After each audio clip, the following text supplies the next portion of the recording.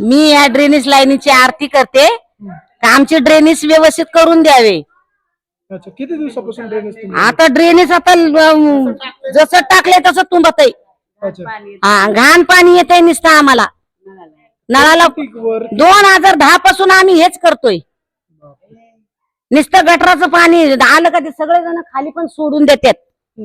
मरणाचं पाणी खाली सोडून देतात. उतार असल्यामुळे ते म्हणतात ना वर चढे पाणी नाही चढत, वर चढे. पण पहिलं यायचं ना, फारुख भाऊजी ज्या वेळेस होते ना त्यावेळेस पाणी यायचं ना. तेव्हा डोंगर नव्हता का हा? मग आता काय झालं या डोंगराला? याला पोखरायला पाहिजे का नको? आणि ही अशी पाण्याची अशी अवस्था आहे, पर वरपर्यंत पाणी नाही म्हणले आम्ही करणार काय? नुसतं टँकरवर आम्हाला ठेवले.